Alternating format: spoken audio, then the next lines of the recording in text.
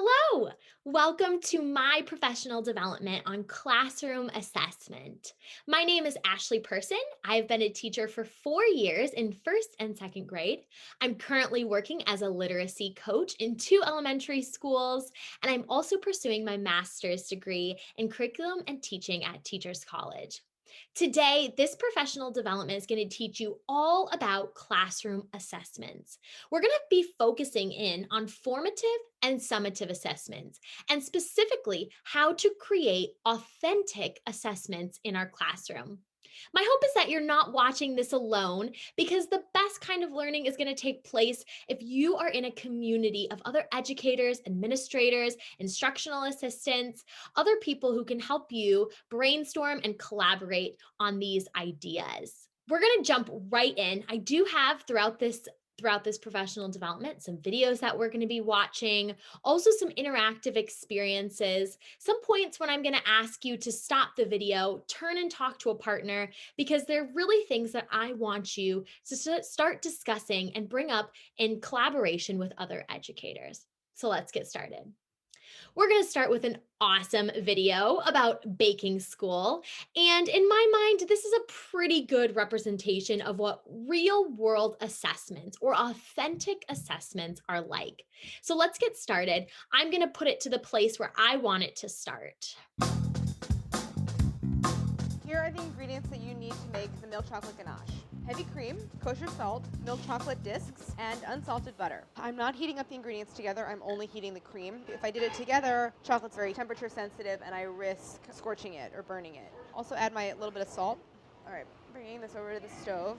So I'm gonna take this off once I start to see little bubbles around the sides. Cream will also boil over. You don't want that to happen.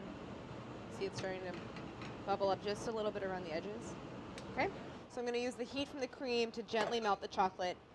And I am going to let this sit for several minutes. Okay, I'm going to start stirring. I think everything's had a chance to melt. So this will all come together into a beautiful sort of like semi-liquid mixture with a really glossy, smooth consistency. It's like chocolate milk. I love chocolate milk. The mixture is completely smooth, but it's still warm. Only once it's room temperature, I'm going to incorporate my butter, which is also room temperature. So a good rule of thumb for a lot of pastry kind of preparations is you want things to either be exactly the same temperature or vastly different temperatures. It's important that for these things to incorporate evenly, that they're both thoroughly room temp. The ganache has cooled down a lot. You can see it's starting to thicken a lot. I'm at that stage where I want to whip in the butter. I don't want to put this in a blender or even in a stand mixer. I like the control or the hand mixer so I can really keep an eye on it because there's a very specific endpoint that I want to take this to. I know that I'm done not only when it's a bit thicker, but the surface texture will turn a little bit so that shine will go away and it'll turn matte. It's quite a dramatic transformation from that very liquidy ganache that we formed in the beginning. So good. So this came together really quickly with very few ingredients. We had our chocolate in a bowl and poured the hot cream over top, let everything sit until the chocolate was melted. I stirred it until smooth and then let everything come up to room temperature. Then I added the butter and whipped it together until it held soft peaks. So, right now, I want you to stop this video. I want you to talk with someone. Hopefully, you're doing this with someone, or just reflect on how you would assess this lesson. So, stop this video right now and think about how would you assess this lesson? Just want to think about some of the things that I was thinking about while watching this video. Now, we could assess if someone's able to do this by giving them like a multiple choice question that says, like, write in the answer, find the answers of the things that you would need to create this ganache. Or we could have someone memorize the steps. But does that really reach what we're trying to do? The end goal is for you to be able to make the ganache. So, an authentic assessment would be having someone actually make the ganache. Can you take what you learned from the lesson and apply it to real world skills to be able to make the ganache? Now, I want you to remember this video as we go throughout this presentation today. I know that this is not something that we're going to be doing in our classroom, but it's just a great reminder that in real life, we're we're learning so many different skills. And usually in real life, our assessment is like actually doing the skill. So actually making the ganache when you're learning how to drive, right? You actually drive as your assessment. So we really want to make sure as an educator, as a teacher, that whatever skill or content knowledge that we are teaching our students, that they should be able to actually apply that skill. So, when we are talking about authentic assessments, we are talking about real things, either a real product or applying a real skill to that. And that's the most important thing I want us to think about today. How can we bring all these assessments, all these skills, all this content knowledge that we're teaching our students, how can we make it real to their lives? So, when I'm talking about authentic assessments, my ideas are coming from this quote here from Teaching to Change the World. It says, Linda Darling Hammond, among others, proposes that assessment should be based on meaningful performances in real world contexts. Let's just stop right there because this is so important. What it's saying is that in order for an assessment to be authentic, it needs to be based in the context of real world, of students' real world, or their real world in the future. So, how can we connect the skills and the content knowledge that we're teaching our students with the real world, with real life? How are they going to use these skills in the real world? How are they going to use this content knowledge in the real world? And that these performances should be so closely entwined as to be often inseparable from the curriculum itself. I remember in school when we would learn all these amazing things, and it would be like, okay, we need to stop and take a test now. It shouldn't feel like that. Assessment shouldn't feel like they're detached. There's something else. It's just our way for like us to spit out the information that we already know. Assessments should just feel like it's a part of the learning process. It's just a way for us to use those skills. Okay, now we've gained all these skills and information. Now let's use them how we're going to use them in the real world. So, for the baking lesson that we just watched, right? We're watching that video, we're learning all this information. We're probably going to need to practice it a few times. You know, I could have my video up and replay it as I'm trying it, but we don't want to just stop and say, okay, here was our lesson, now let's take an assessment. What can you remember? No, we want to make sure that it feels authentic, that it's just a part of the learning process, and doing is a part of the learning process. So when I'm talking about authentic assessments, I'm talking about putting the skills and content knowledge in the real world context. How are students going to use the skills and knowledge that they are learning in the real world? So let's first just review the types of classroom assessment. So we have formative assessments, and some of you may be familiar with this, and it could just be a great reminder. Some of this might be new for some people. So, formative, we're just gathering information about students' prior knowledge and their understanding throughout the learning process. Formative assessments really guide instruction. These are ongoing, especially important at the very beginning of a unit, of a lesson, but they should be ongoing throughout the day, all the time. We're looking for things and ways to formatively assess our students. Now, summative assessment is different because it's the final evaluation of students' performance. So it summarizes what the students have learned, and it usually occurs at the end of a unit. That's what would make sense. Now, formative assessments, I say it guides instruction because you're going to be fixing things as you collect that data, where summative assessment, it's at the end. So whatever students get, that's the representation of what they know. You're not going to go back and try to fix that and grow that knowledge right away.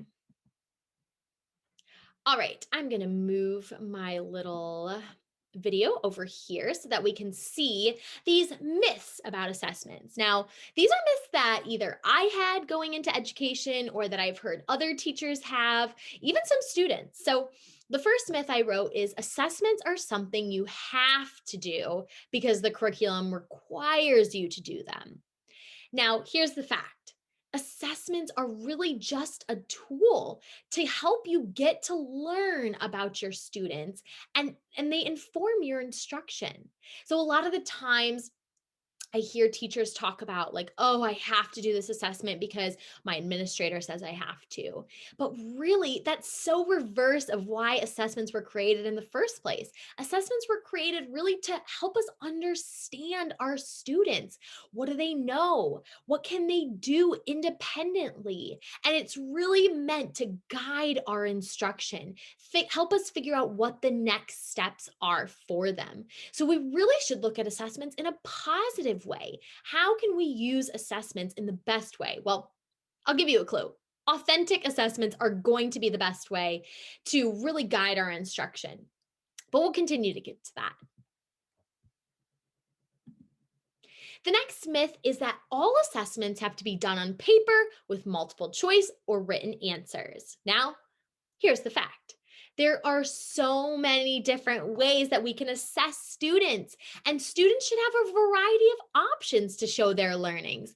Raise your hand if you were not the best test taker in school. I will be honest, I struggled so much with taking tests, and it really discouraged me. It made me feel like I wasn't successful as a student, but yet I could apply a lot of things that I was learning into real skills, but I was a horrible test taker.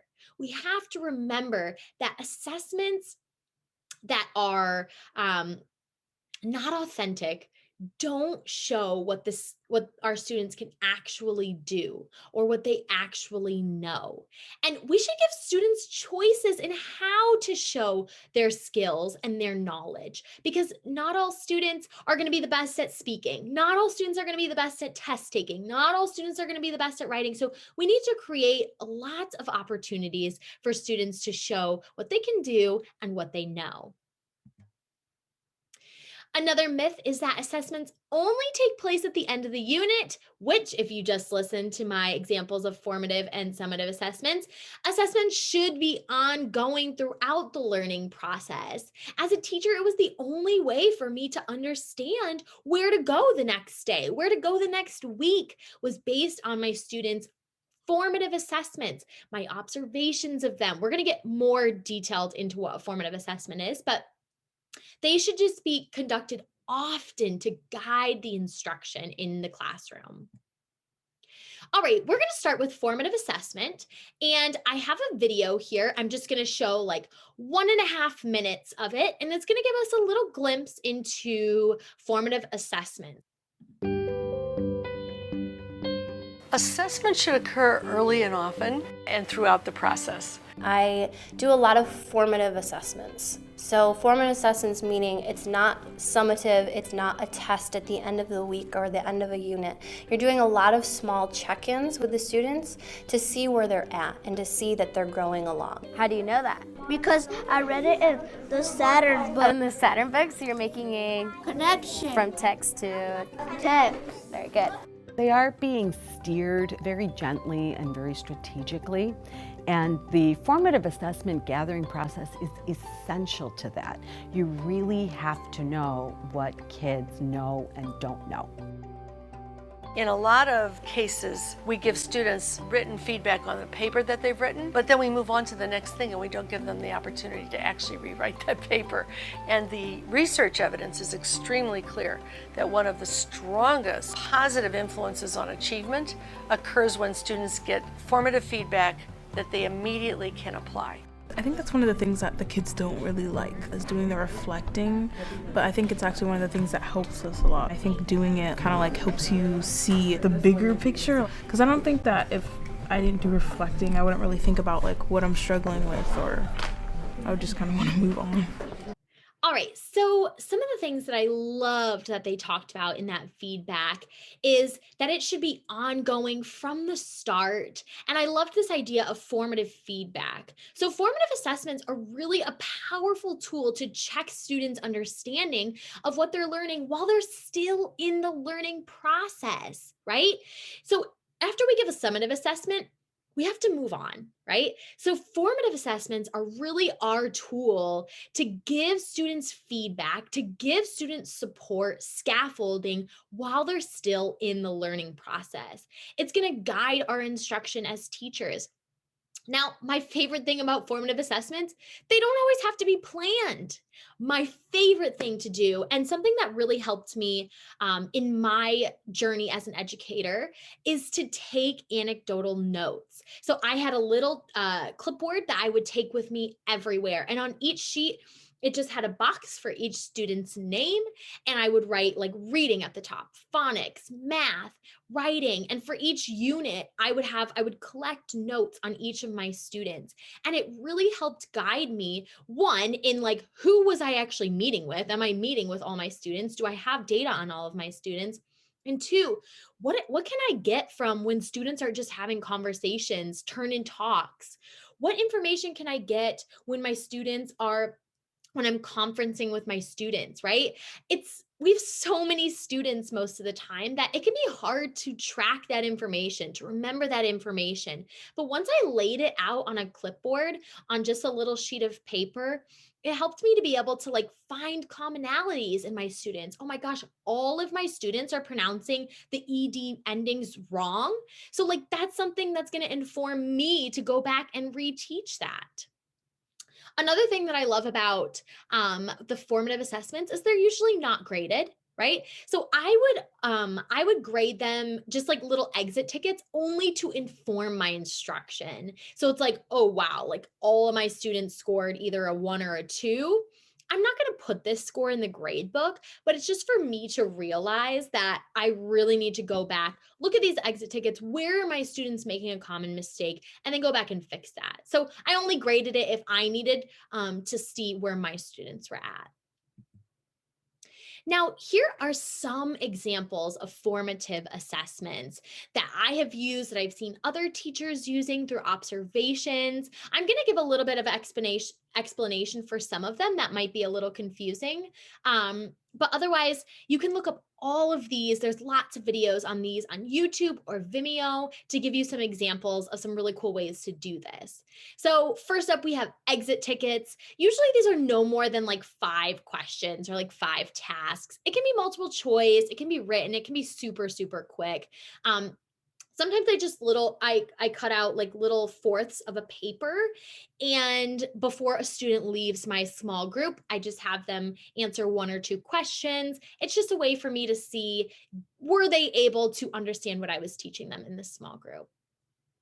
Another type of formative assessment is student discussions, like I was talking about, when I have students turn and talk, work with their table group. Listening in to how students talk about what they're learning is so powerful, right?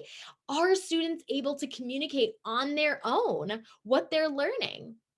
The next one is low stakes quizzes. Sometimes I feel like these are similar to exit tickets, but they're not graded, less than 10 questions, and they would be specific to content, knowledge, or skill. A quick sketch is something that I love to do, especially with the younger grades. Sometimes if I'm teaching something science related, social studies, it can be easy to just have them like sketch what they've learned, especially if I have them sketch, like we were doing a unit on bees. And I said, sketch a picture of everything you know about bees. And so some students drew bees, on like flowers and things like that. And then we went through a week-long study of bees through a text set. And at the end of the week, I had them draw some more information, or every day I had them draw a little bit more about, add on to their picture about bees, so I could see, is their knowledge growing? What are the things they're actually picking up on? Because they're not going to draw something that they don't really understand about bees. They're going to draw things that are sticking out to them, things that are adding to their knowledge of bees. So that's a great way to just check and see what students are understanding. Another one is think, pair, share, which we're going to be doing today. And I wish I could hear what you guys were talking about so I could inform my instruction in this professional development. But a think, pair, share is when we just have students think about what we're talking about, pair up with someone and share their ideas. And this is where I loved using my anecdotal notes to write little notes about what kids were talking about. Observations is something that I love as well. Sometimes students get really nervous talking or performing in front of us, especially in our small groups. And so I love to use observations during like informal times. During math workshop, if we had a station that was all about like building representations of problems, just observing how students were using them, how students were solving problems, I found was a great authentic way to really see if they were able to apply skills and knowledge. Also doing a poll. There's tons of resources online that you can create online polls to collect some information. Having students do a demonstration. I like to do this in my small group a lot. After we've done some practice, I've done some modeling, and I do, we do. The you do would be a demonstration. And this is where I would be checking for some like, carry over those skills and knowledge. A running record is an awesome way to collect data on students' reading, their decoding skills, their comprehension, and it's so authentic because they're reading real books, right? So I remember when I first got into education, I was asked to do fluency instead of running records. And I was so frustrated because fluency was just like 2 paragraphs of a passage that was so disconnected with what students knew. It wasn't at their reading level. And it was really hard to assess students' reading based on just a fluency passage. So, one thing that I love about running records is that gives kids an authentic, a real book. They can use the pictures, which is one of our strategies in reading, using the pictures to figure out words that you don't know and to help you comprehend the book. And so they were able to use pictures. It was an authentic experience, and we're listening in with them and taking notes about moves that they're making, maybe errors that they're making, and then guiding our instruction from there. Lastly, I love reading and writing conferences. These Carl Anderson, if you do not know who Carl Anderson is, I definitely recommend you looking him up. He has an amazing book on writing conferences. I believe he has 2 now. And it's such an authentic way to really get to know students, where they're at, what they're thinking when they're reading and when they're writing. So just sitting down with them, I think he says 5 to 10 minutes. You do a little research about them. We're actually going to watch a video of Jennifer Saravallo doing this. But researching things that are going well for them, things that they're struggling with, and giving them some tips. So here I've pulled 2 examples. One is a math example, and then one is a reading example. And so we're going to take a look at these, and then we're going to share out with each other about things that we saw. And we're going to start with this first one, this small group. Last time I didn't get the decimals right. She helped us on the homework part, and she taught us how to do the decimals in an easier way. And I want you to think right now, how would I say this number? The teacher head shoes is actually a great time to close those skill gaps and make them proficient and make them successful, which makes everyone happy. All right, that's a very short snippet. But what I want you to notice is how the student at the beginning said, the last time we were in small group, I didn't get the decimals right. But my teacher helped us on the homework and taught me some more. So now she's trying to teach her students in a visual and a kinesthetic way. So the last time they were at small groups, the student didn't understand it. And now the student is getting it right because her teacher went back, is now trying a different way of showing this information. And her formative assessment at first was just an observation, and now she's going back and reteaching, and again she's observing her students as well. So now we're going to go to this next one. We're going to watch the whole thing. It's only about 4 minutes, and I want you to think about how this formative assessment might guide her instruction? What might be the next steps that Jennifer Saravallo would do for the student or for her class? Hey, Julian. So I hear you just finished this book. Yes. Yeah, you couldn't wait to tell me you finished. Tell me, what'd you think of it? It was good. Okay.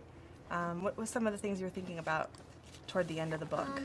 Towards the end, Yeah.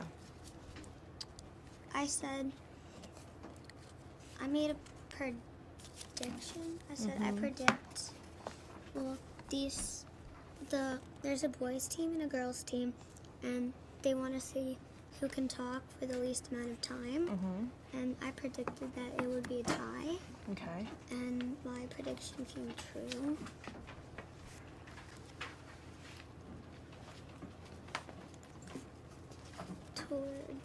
And I made another post-it. How long is this going to go on for? Because it seems So let me stop you. If we were to think about the very end of the story and the very last thoughts you were having as you finished up this book, what were you thinking about? Like, in the beginning of the book, the boys and girls weren't really like friends. They weren't communicating well. And at the end, Lindsay, she's like the captain of the girls' team. She was keeping track of everything, and Dave thought she just made it a tie. And I said, but why would Lindsay do that? Because it seems like they've been getting along well. So it seems like what you're paying attention to as a reader is that across the book, things change, right?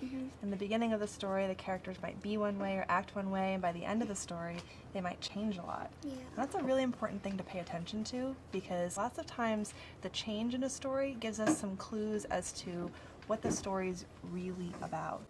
You know what I mean by that? Yeah. I mean, like, what's the lesson or the message that I'm supposed to take away from this book as a reader? How has the character changed? What has the character realized? And therefore, what should I realize as the reader? Can we think about that a little bit together? Okay, what are you thinking? That, like, boys and girls can get along if they, like, try. I like how you said that in a way that it's not just about this book, but you might find that in a lot of books. And, like, general. It's general, yeah, like boys and girls can get along. Are there any other that come to mind? 'Cause sometimes there's not just one, there's more than one.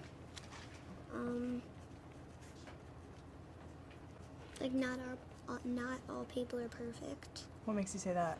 Because in the beginning of the book, Dave was like, well, boys can talk less than girls. And they were having, like, a fight about it. And at the end of the book, I thought that, like, well, nobody's really perfect because nobody can talk as much. So I think what you're doing that's really important is when you're thinking about a lesson or message, it's not just something that happened in one small part of the book, it's something that happened across the book. Maybe at the beginning of the book and the end of the book, or at multiple places in the book. So I don't know about you, Julianne, but every time I finish a book, I always think, I close the book and I think, what did this book teach me? Right? What's the lesson I'm going to take away from this book? I might not remember every single detail in the book, but I can remember and carry with me the big ideas that I have. And that's something you can do in any time you read a story. Okay? Okay. Okay. All right, so right now, what I want you to do is just stop and think about some of the things that you saw in this video that were formative assessments. Maybe talk about Jennifer Saravallo's use of anecdotal notes. What do you think she was taking notes on? And what do you think the next steps for these teachers would be? Go ahead, you can pause the video. I'm going to go on to the next slide and then resume the video as you are ready. Awesome. One more time, I want you to stop and think about what type of formative assessments are you already doing in your classroom? I'm sure some of you already knew that you were doing some formative assessments, and some of you may have heard my examples and watched that video and was like, oh, wow, I didn't really realize I was already doing these types of formative assessments. So go ahead and share with someone or think about it to yourself. What types of formative assessments are you already doing in your classroom? You can pause the video now and resume when you're ready. We're going to go On to summative assessment now. And this is actually the same video we watched earlier, but now we're going to talk about a little bit more about summative assessment. We're going to see some examples here. Summative assessment just simply means an assessment from which we can draw a judgment about whether somebody has, at that moment, learned. A false distinction has cropped up in the United States, which seems to suggest that it's okay for external summative assessments to just be multiple choice tests. In other countries, summative assessments that occur periodically are essays and oral examinations and project-based assessments, so that what you're able to see about what students can do reflects more of what you actually want them to be able to do in the world beyond school.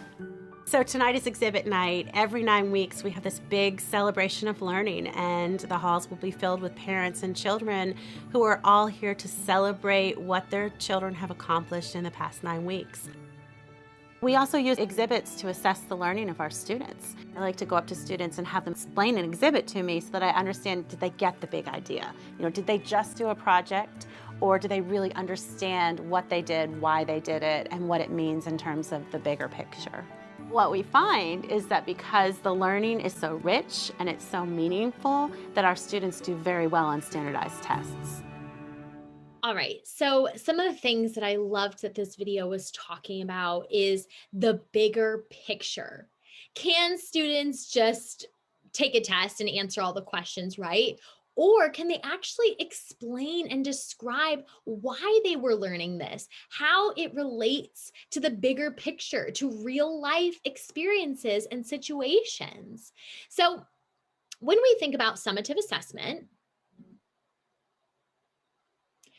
I want to remind you that it summarizes what students have learned, either the skill, the content knowledge, or both. It's usually at the end of the unit, and students should have opportunities for feedback throughout the process. So usually when we give a test, it's just probably 10 to 20 to 30 minutes given on one day, and then we move on. Some teachers choose to show their students the test, their test score afterwards. Maybe some teachers allow students to fix it up, but that's like a very few.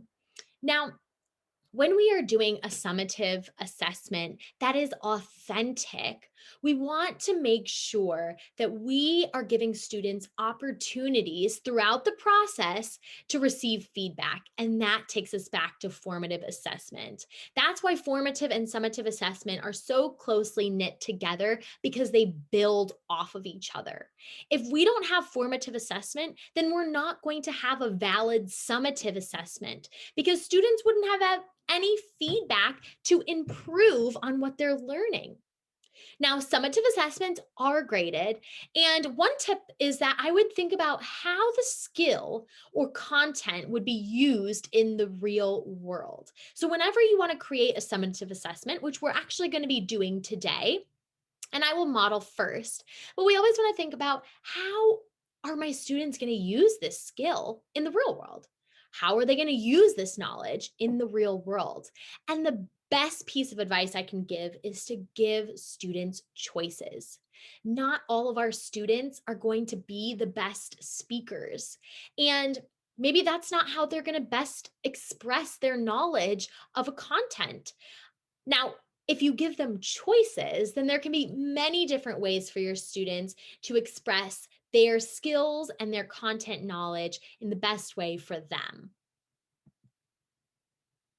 I put a note at the bottom of this slide that there are so many kinds of authentic assessments, summative assessments, and there are so many more than are listed here. So these are just a few ideas I have, but there's so many more than this. So don't just think that these are the only ways to have an authentic summative assessment. So First up, we have role play, and this is a really cool one for history. I've also done this for reading comprehension, for hearing about reading expression. So role playing, students can reenact an event from the past to show that they understand what was happening.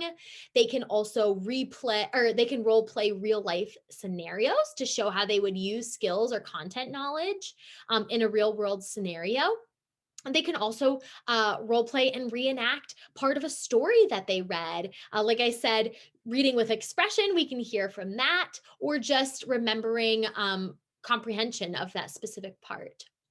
Another really cool one is to write a news article. So this is great for students who want to express their knowledge through writing and their writing skills. It can be used to inform the community, the school community, their local community about a problem or something that they've learned about and discovered. It can also be a news article written about a past event, history. Next up is a blog post or a website. This is a great way to incorporate current skills, technology skills, and help students understand online platforms and the voice that they can have online. Next up, we have a poster.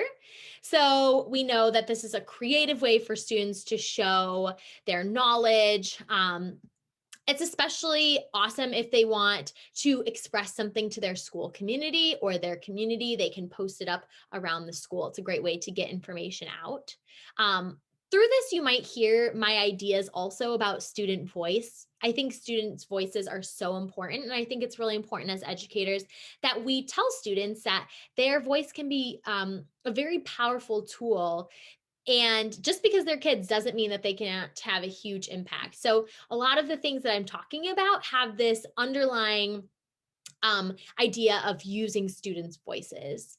So the next one is a PowerPoint presentation. I think this is a great way to incorporate authentic learning, because we know in the real world, in a lot of jobs, we have to present presentations just like I'm doing now, and in other careers as well. So this is a great way for students to learn about how to speak in front of others and to use their creative ideas in PowerPoint.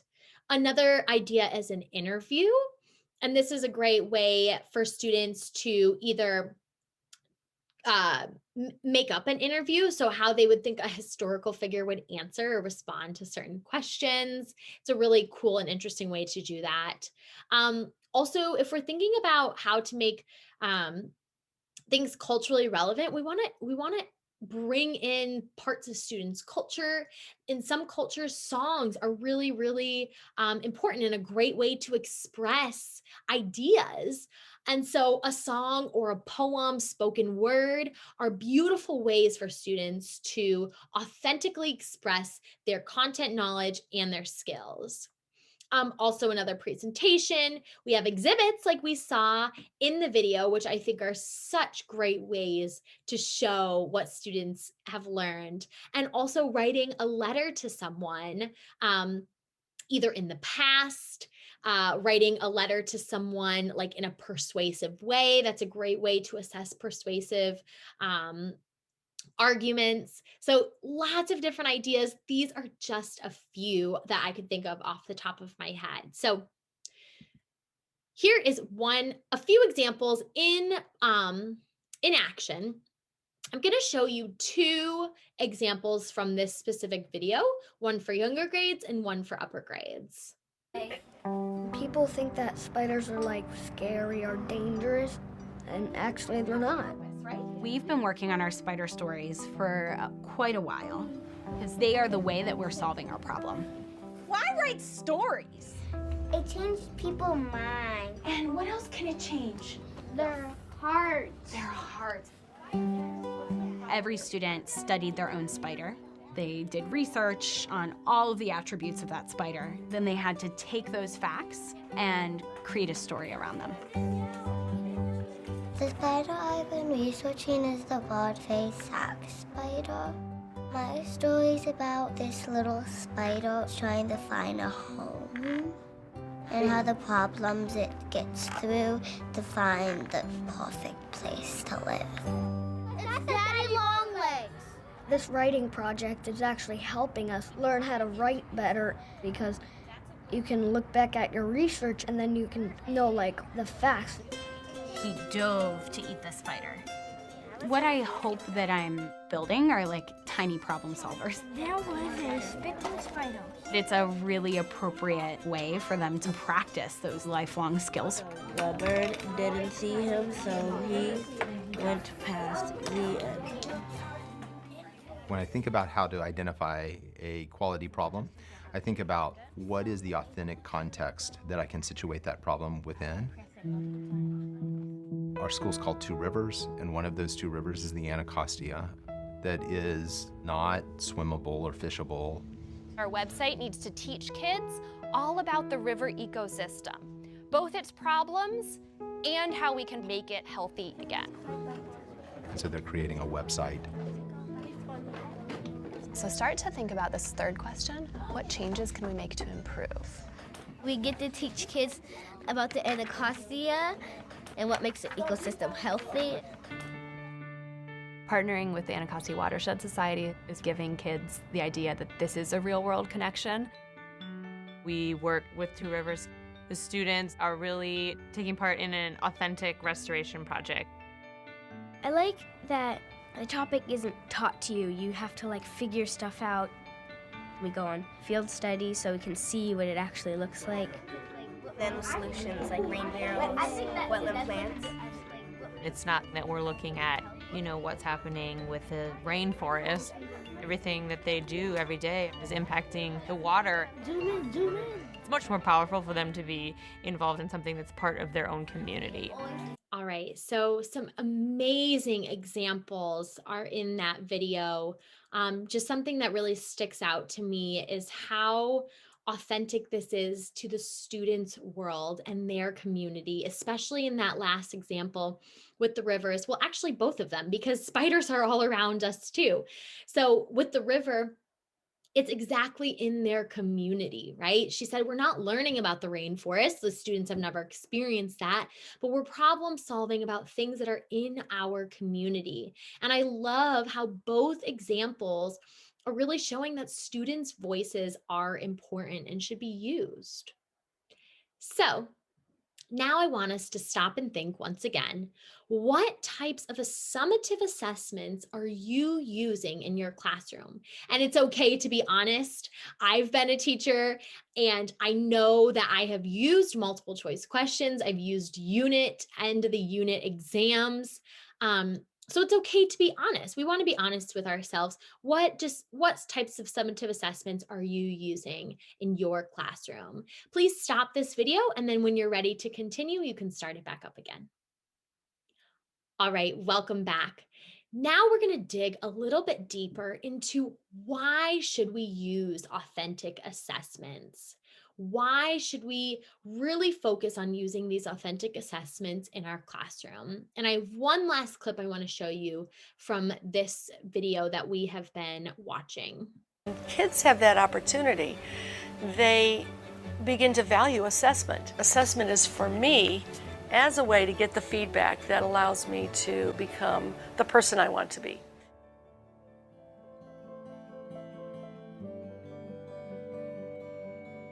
If we do this well, the kind of learner we should produce is someone who is self-initiating and self-motivated, understands the standards internally, and is continually driving towards excellence, is continually developing their own learning skills, and is able ultimately to learn on their own, independently and collaboratively with others in a world that is going to be very unpredictable, and in which those learning skills are going to be the most important determinant of success.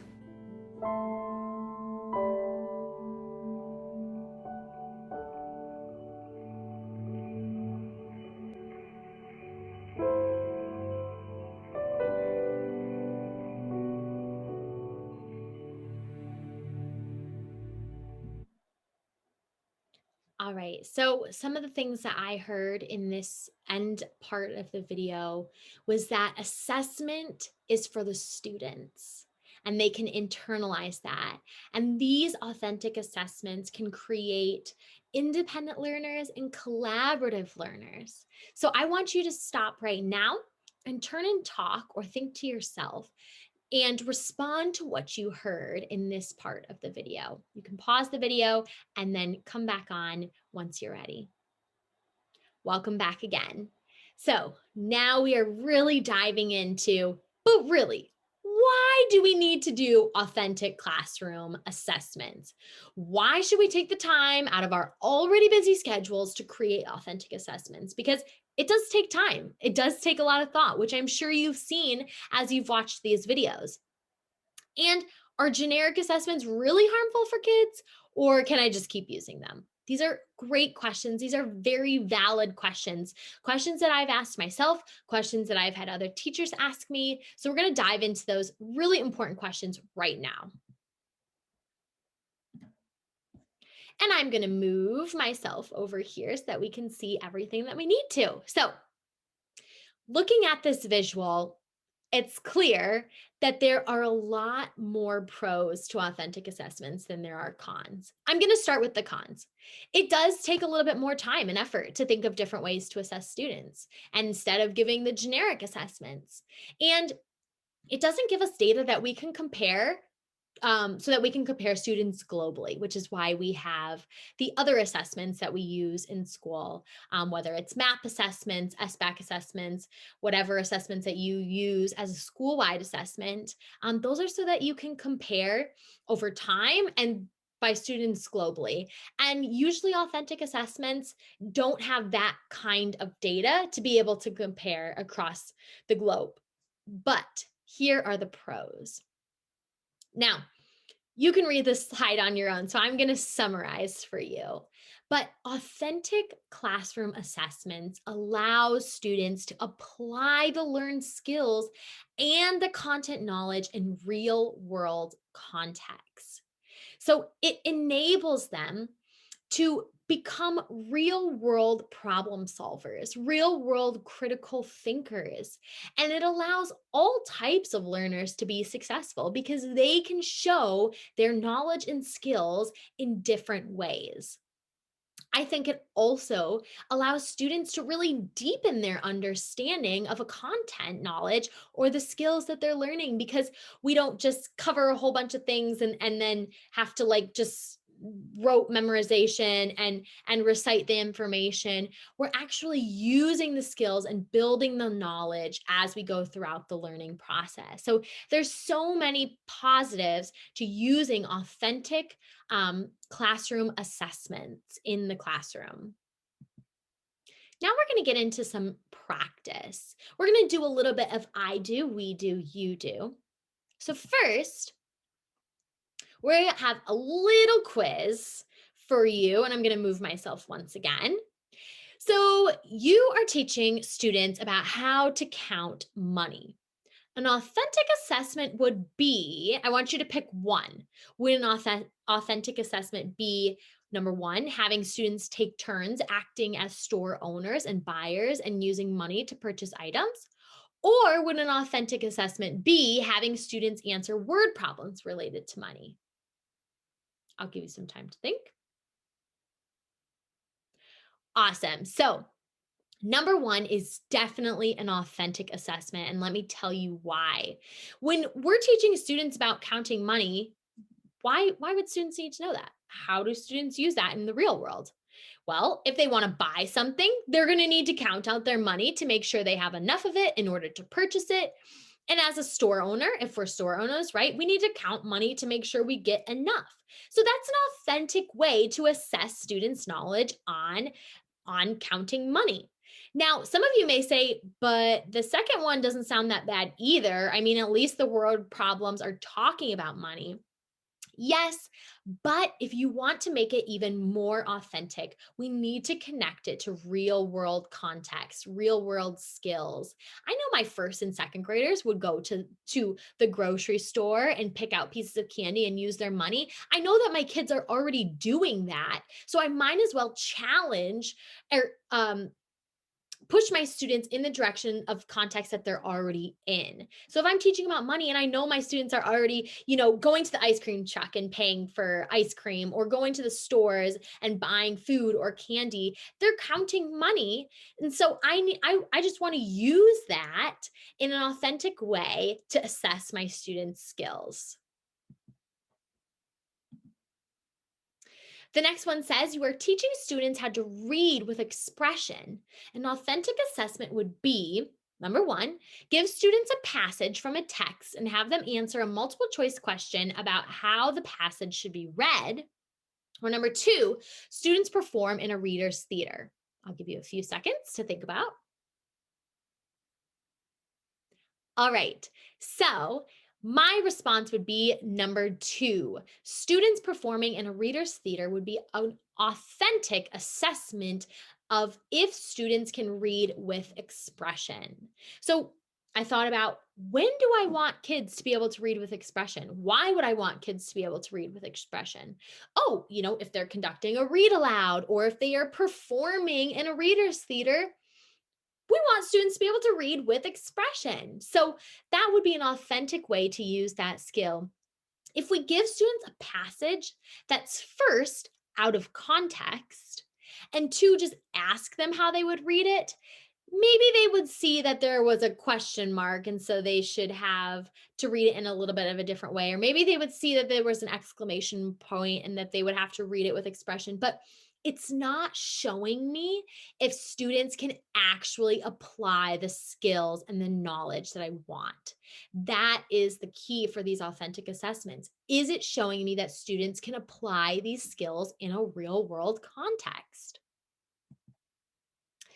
The next one says you are teaching students about animal habitats. An authentic assessment would be one, have students answer questions, multiple choice questions about different animal habitats, or have students build animal habitat exhibits that include animals and plants specific to that habitat. I'll give you a few seconds to decide. Awesome. So, number two, building animal habitat exhibits would be a great authentic assessment. This is something that I've actually done in my classroom. After we've explored different kinds of animal habitats, students were able to choose whichever one was their favorite, and they were able to actually build those habitats in our classroom with tools that I brought in and tools that they brought in from home, which included animals, it included plants that lived there. For the rainforest, it had the different layers of the rainforest, and the students were able to talk to people who came in to look at the exhibits and explain about that habitat. And that was really able to show me that they actually could apply the knowledge that they were learning. Now, if we just have them answer multiple choice questions about the habitats, it's not giving me the real world context. It's not actually applying. Whenever I think of authentic assessments, the key for me is what can students do? So if you're struggling thinking about, I don't know, this is seeming a little bit confusing. Whenever I think of authentic assessments, think of what can students do? The actual action. All right, I don't believe my video is in the way. Here we go. So this slide may look intimidating, but I'm going to walk us through this. How do we create these authentic classroom assessments? This is just kind of my thinking behind creating authentic classroom assessments. Whenever I'm trying to sit down and create an authentic classroom assessment, I think about these things, and I'm going to walk you through that right now. We're going to start over here. Identify the specific skill or skills that you are trying to assess. Really get to the root of what you are trying to teach. Are you trying to assess the skill of measuring something? Are you trying to assess the skill of counting, patterning? Are you trying to assess if students know what happened in the Civil War? Define and identify the specific skill that you are trying to assess. It's going to help you narrow down what you're going to be doing. Next, I like to think about how to allow students to do the skill or use the knowledge. So, what can I actually have students do so that they'll be using the skill that we've taught? Or how can I actually have students use the content knowledge? Next, I like to identify how the skills or the content knowledge will be assessed based on the context it was taught. This is especially important for younger children because we know that young children learn concrete to abstract. Actually, most children do. So we want to make sure that we're presenting information concretely and then building into this abstract. But if we're teaching something one way, we don't want to completely assess it in a new way. We want it all to be connected. So, based on the baking, if I'm teaching about the baking ganache, like we watched at the very beginning, I don't want to assess it in a completely different context where I'm like talking about cooking spaghetti because that doesn't make sense. That doesn't connect. That's not how I taught it. So we want to make sure it's still in the same context as we taught it. Next, it's a great idea to think about how we can give students choice. Can students present their knowledge in different ways? I've seen bingo cards where students can select different ways to complete their assessment and in whatever way works best for them. So how can we give students choices? Next, think about how students will get feedback and opportunities to improve throughout the assessment process. When we were looking at the video that talked about the spiders, writing the spider story, you saw the teacher sitting down with one of the students and actually doing some vocabulary work with her as a formative assessment. She must have seen earlier that she was struggling with that. So then she was giving her some support. She was scaffolding the learning for that student. So, how can we give students feedback and opportunities to improve throughout the process of assessment? Next, we want to think about how you will assess students' different ways of showing their knowledge and skills in an equitable way. This is one challenge. If you do allow your students to have choices of assessment, then we really need to think about how are we going to make sure that I'm assessing this in an equitable way, right?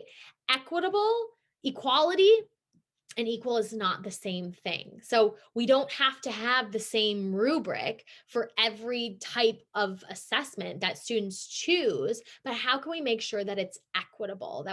That's why we come back to here. Identify the specific skill or skills that you are trying to assess so you really, really know what you're looking for because we can show our skills in many different ways. Up here it says, think about how to make it realistic in the context of students' environments. So, really think about the students' environments. This is going to be different from school to school. I work in a low income school and are in an inner city. And so, our context, our environment is going to be different. So, I'm going to have different examples and experiences than a teacher who teaches in a suburban area. So, think about how to make it realistic in the context of students' environments. Take a drive around the community and think about things that stick out to you. Like we watched in the river video, it was saying that river was right there in their community. It's the students' environments, it's in the context of the students' environment. So they used that as an example because it's relevant to the students. Lastly, we want to think about how individuals use the skills or knowledge in real life. And this is what we keep coming back to. How are my kids going to use this skill in the real world? How are my kids going to use this knowledge in the real world? Why is it so important that they know this stuff? That's where we want to guide our assessments.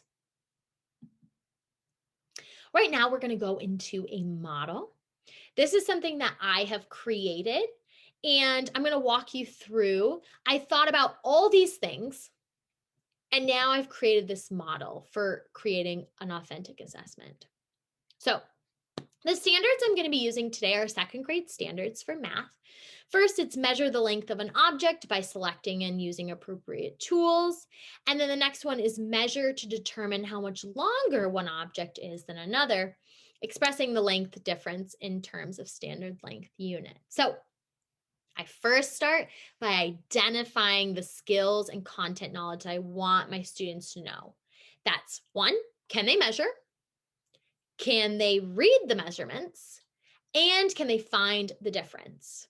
Okay, so these are the skills that I'm really focusing on assessing. Now, I thought about who does this in the real world? When would my students ever do this? Well, we have contractors, right? If you've ever had work done on your house, that you know that contractors are constantly measuring things to make sure that they can map out the layout so that everything fits. Also, construction workers, whenever they're building, it's very important that they have the correct measurements so things stay in place and that they are level. Also, interior designers, when they're designing rooms, they have to measure the whole room and then measure each thing that they want to put inside to make sure that it's going to fit in the space. I think of medical personnel. I think of like dentists who measure like teeth, or if there's like you need an x-ray and you need to get a bone measured. This is like a really exciting thing for kids to look at x-rays and how doctors measure things. So that's a really cool way to add in this real world application. Also, seamstresses and tailors, they need to measure things. If you've ever gotten something tailored before, you have to know your measurements, how much you want cut off, how much you want added. Also, referees and officials, if you've ever seen the long jump, right? They have to measure to know where someone started, the length from where someone started to where they ended. So I just brainstorm all of these different ways that students are going to use measuring in the real world. And then I just select one of them to really focus on. For my formative assessment, I would just observe students measuring things around the classroom, prompting them to compare the lengths of two things as they measured, and I would be taking a lot of anecdotal notes. I could even do an exit ticket, go measure the door and measure the bookshelf and tell me which one is longer and by how much. So those are just some simple ways that you can do a formative assessment. Formative assessments don't have to be like this huge production. They can be super, remember, I said they don't even have to be planned, right? If I had students observing, or if I had students measuring things in the classroom, I can just jump right in and start doing a formative assessment, just watching them do that skill. Okay. Now for the summative assessments, there's so many options, as I said before, but this was what I thought of, something that I've actually had my students doing. There's an organization called Project Linus, and they give blankets to students or to kids who are sick in the hospital. And so for my summative assessment, I told the kids that we are going to be helping out an organization called Project Linus, and we need to measure out fabric sizes so that we can make blankets for the kids in the hospital. So measuring the length of ourselves as kids, adding out some extra measurements to make sure that we have the correct measurements for the fabric to make the blankets. I could have used so many different examples of this as well, but I thought this was a great one that gets kids really involved. It gets them excited. They have a purpose because they know that these blankets are going to be going to kids who are sick in the hospital, which is, who wouldn't want to do that? And it also is cool because once they measure and they have their measurements down, then we would actually bring in the fabric and they would see, oh man, are my measurements correct? Do I need to fix them? Do I need to go back and can I give, as a teacher, some feedback to students to help them fix their measurements and then actually create this blanket? So it has a real world context and it has a real product aligned with it. So we're going to try it together. I've selected a standard, and my hope for you, once again, my hope for you is that you're not doing this alone, but you're doing this in a community of other educators. So what I'm going to do is I'm going to put up the next slide. And I want you to pause and take time to walk through the steps that I just did. You can even rewind to the how do we create authentic classroom assessment slide that had all the ideas of things that were in the thought process. And I want you to brainstorm some of the ideas that go in each box. Think of a formative assessment and a summative assessment with your learning community. And I can't wait to hear what you guys have to say. So here is our example. This is our standard. It's a reading standard for fourth grade. Interpret information presented visually, orally, and quantitatively. So charts, graphs, diagrams, timelines, animations, or interactive elements on the web pages, and explain how the information contributes to an understanding of the text in which it appears. Okay? So go ahead, think about the specific skills or content knowledge that your students would need to know to be able to do this. The real world application, who actually interprets charts, diagrams, graphs, timelines? Who does that in the real world? What's a formative assessment that we could do? And then what would be your summative assessment? You can pause the video now. Okay, so welcome back. I hope that you were able to do that in a learning community and that you were able to talk about some different ideas. I love doing this with a learning community because it gives me so many other ideas when I hear other people thinking of new ways that you could learn and you could use this skill in the real world context. Just gives me so many more ideas about summative and formative assessment. So now we're going to try this on our own in the real context. So this is kind of my summative assessment to see if you can actually apply the skills and the knowledge that I have been teaching you throughout this professional development in your context. So I want you to find or identify one or two skills or standards that you will be teaching this semester. I want you to think about how students will use this standard or skill in the real world. And then I want you to plan an authentic classroom assessment, formative and hopefully summative assessment. You should be able to get to both if you have enough time. So you can rewind back to this slide that has this little chart so that you can refer to this as you are working through your own example. And whenever you are ready, you can press play and we just have a few more slides to go. Welcome back. I hope that was a really helpful experience for you to try this with your own standards that you know that you're going to be teaching this year. And if you didn't already share with your learning community, I would love for you to do that either now if you want to pause the video or after the end of this professional development presentation, because it's so cool to hear what other people have to think. Also, feel free to email me your ideas if you have any more questions. Please feel free to email me and reach out to me. I would love to hear your ideas and your questions. We have a few takeaways, things that I want you to remember before I end this presentation. First of all, I want you to know that classroom assessments are critical if we want a full understanding of what our students know and what they can do. Authentic assessments must directly connect the skills or content knowledge with real life application. So anytime we say that we're doing an authentic assessment, we need to make sure that the skills or the knowledge is directly being connected with the real life application. Finally, that authentic assessments help create individuals who are self-initiated, critical thinkers, and problem solvers.